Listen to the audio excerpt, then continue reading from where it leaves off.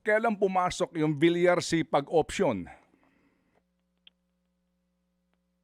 Ted, yung billiard sipag option early pa yan eh. Nung nalipat na nga sa north side, nung napunta na kami sa north side, yan lumabas yan, yung option na yan. But the board, LRTA board, which member na ako noon, we choose yung Quirino option. Ito yung nandun sa corner ng Okay. Quirino kasi nga Okay. maraming technical issues yung sipag bilyar na option. Yung nga po. Pero ito po ang itinutulak nito pong grupo ng mga kumpanya na pag-aari ng mga bilyar. Kaya nga bilyar sipag option ang tawag din nyo, di po ba? Opo, tama. Pero noong pong Pero ito po. definitely po, Ted, on record lang, sabihin ko lang talagang denied na ho yun. Hindi na ho na-revive yung option na yon. Hindi nga po sandali lang kasi anyway, mamaya pupuntahan natin yung sulat nyo mismo dito po sa kumpanya ni Ginoong Villar. Noong pong October 24 ng 2023, yan pong Villar sipag option na yan, hindi ka ninyo compliant doon sa minimum performance specification standards, di po ba? Para nga doon Tama po, yes, tama po. okay. So klaro na yan, Tama po. hindi uubra ito. Tama? Opo, Okay, tama po, sige. tama So po. maliwanag na po yun. Pero ito nga po ang nangyari. Kinalaunan, mukha pong doon po pa rin sa bilyar sipag option ang tutunguhin ninyo kasi kayo po mismo, pati si Secretary Giovanni Lopez, sumulat kay Cynthia Javares, ang presidente po ng Fine Properties Incorporated, also serving as president of Golden MV Holdings Incorporated, kung saan po dito binabanggit ninyo yung mga ipinapangako sa inyo nitong kumpanya po ng mga bilyar para doon sa pagtatayuan ng bagong lokasyon ng Las Piñas Station. Ano po ang laman ng sulat ninyo sa kanya? Ito po yun. Ito po yung sinasabi ko na, so una po yung Quirino na option. Ito po yung na-approvean initially ng board, and then yung sipag bilyar option, which completely denied na ho yun. But later nga ho, based on our instruction na maghanap ng location that would technically be compliant at upon with blessing ng ating concessionaire, itong concessionaire nagpropose sila ng another option that would move yung Quirino option bahagya papunta naman doon sa may dalawa kasing tulay yan, Ted, yung tulay sa Quirino and then sa may tramo. So i-move nila ito doon sa latest na option, which was approved actually in 2025 ng board, is inilipat siya siguro mga ilang meters na ngayon ang sasakupin na ng stasyon, i-straddle na niya yung tulay ng Quirino Avenue at saka yung tulay ng Tramo Road. So doon siya. But this time, Ted, meron siyang ma-occupy na vacant lot ng pag-aari, I think, ng Fine Properties. Pag-aari ng mga bilyar na property na ngayon ang gagamitin ng station ng Las Piñas. A portion, Ted. Portion siya. Yes, opo. A portion. Oo. Okay. So nangangahulugan po na kung matutuloy itong Las Piñas Station, ito po ay nandoon na bungad po ng property ng mga bilyar. Tama po. Okay. Kung sa mga nakakaalam po nung location, doon sa harap po ng tinatawag na yung parang mall area doon, yung Sipag Bilyar, sa harap po noon, sa kabila ng C5, may mahaba po na vacant lot. May vacant lot po yan, mahaba po yan. And then pag binaybay mo po yung daan, yung C5, nasa kanan mo, yung mahabang vacant lot na yon, hanggang sa makarating ka halos doon sa paanan ng flyover. Nandun ho yung dulo nun Nandun ho yung dulo ng vacant lot na yun. Tapos may pader ho doon na after that pader, panay mga bahay na po yun So yun yung a portion of that vacant lot at saka yung mga bahay na ho yun ho yung tatamaan po nung bagong location, yung latest na approval na location. Hindi nga po. So bottom line dito, magmula po noong original na istasyon, doon sa suggestion po ng paglilipatan, ngayon po mauuwi na ito dito po sa Villar Sipag na kanila pong proposal. Di po ba na istasyon? Yan po ang hindi natin maitatanggi. Kaya nga kayo, ngayon nagsasabi sa kanila na mukha pong meron silang mga ipinapangako. Actually, noong December 3, 2025, meron na po kayo sa kanilang sulat, di ba, ang LRTA? Tama? Opo, opo. Okay. At sinasabi, Opo, opo. at ang ito ho, attorney, hindi nyo ho maaaring itanggi ito kasi on record po lahat ng ito eh. At kayo ho mismo ang sumulat sa kanila eh. Ang sinasabi po ninyo, noong pong kayo sumulat, na meron po kayong hinihingi sa kanila na pag-comply doon sa ipinapangako nito pong kumpanya nila Villar na sila ay mag-e-execute ng right-of-way usage agreement, hindi po ba? Tama po, tama po. Okay, sige. So, klaro yan. December 3 ito ng 2025. Pero ika ninyo sa inyong sulat, lampas na ng 99 calendar days since they received your letter, wala pa rin silang response. At kaya po kayo muling sumulat sa kanila March 18 ng 2026. Ano ho bang ipinangako sa inyo ng kumpanya ni Villar dito po sa pagtatayuan ng stasyon na ito sa Las Piñas na lupain?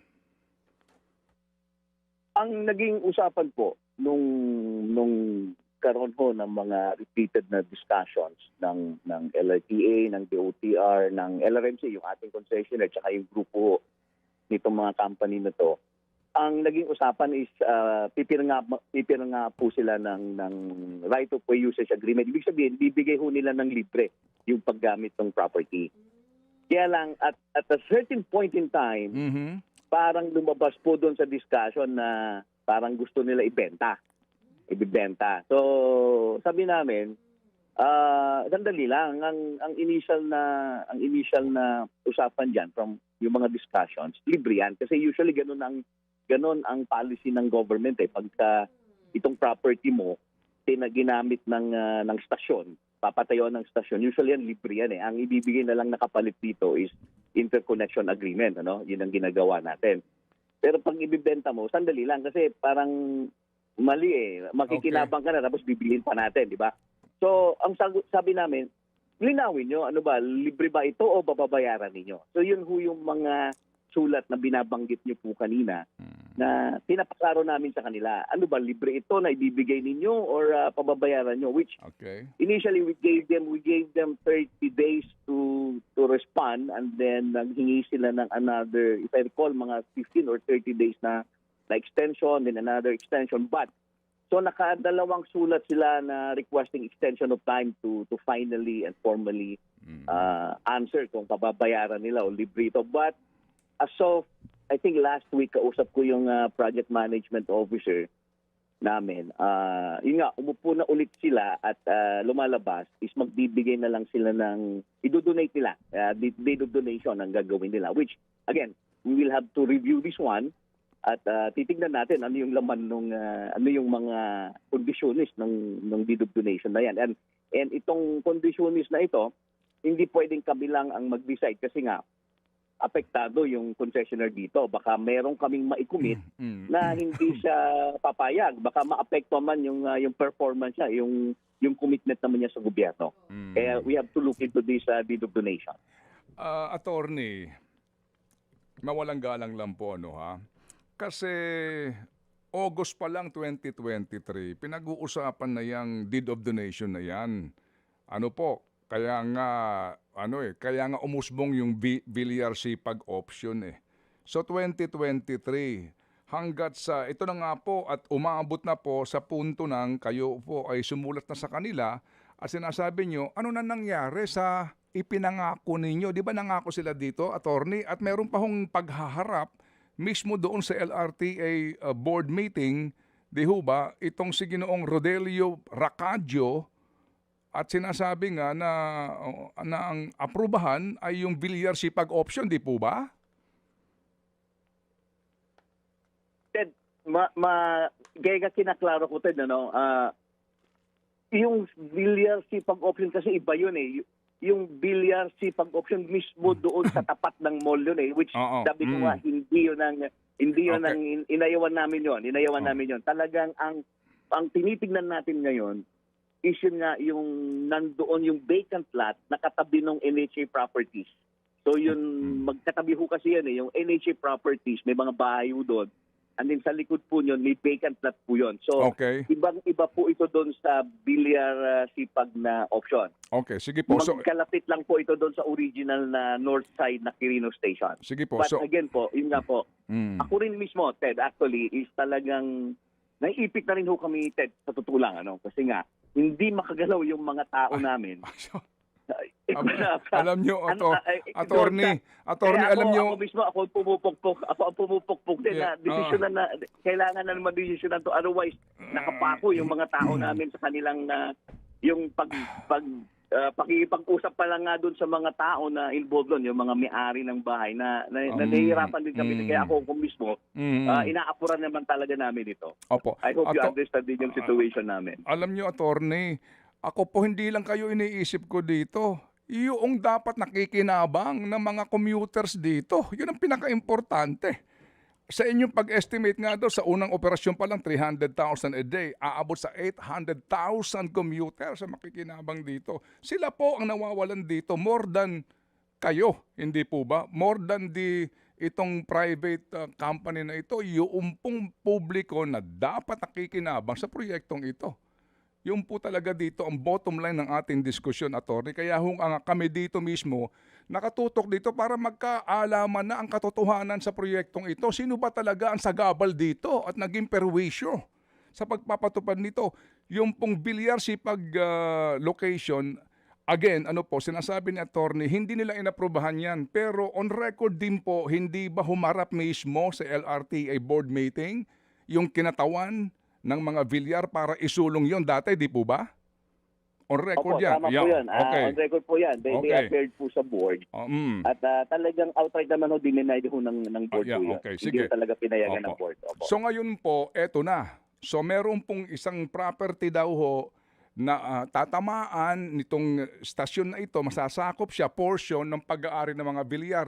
Nung una, kaya ho kayo sa kanila sumulat, sinasabi nila ibibigay ito sa gobyerno pero kinalaunan mukhang sumisingil na, di ho ba sabi nyo kanina? Tama po. Kaya ho napilitan kami na formally na tanungin ano ba talaga yung intention ninyo. Sabihin nyo, para alam namin kung anong gagawin namin. At yun nga po yun yung series of letter namin at yung nakadalawang sulat din sila asking for some time for them to decide. But sabi ko nga, as of last week, nung kausap ko yung project manager ng LRTA, nung last na nag-meeting sila, nagbigay sila ng deed of donation. Parang draft. So we have to look into this deed of donation.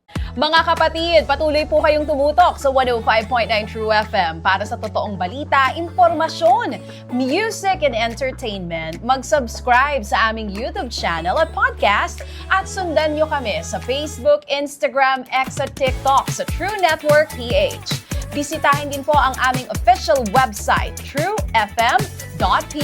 At panoorin din kami sa True TV Signal, Channel 19. Kami po ang 105.9 True FM. Laging true sa'yo, kapatid.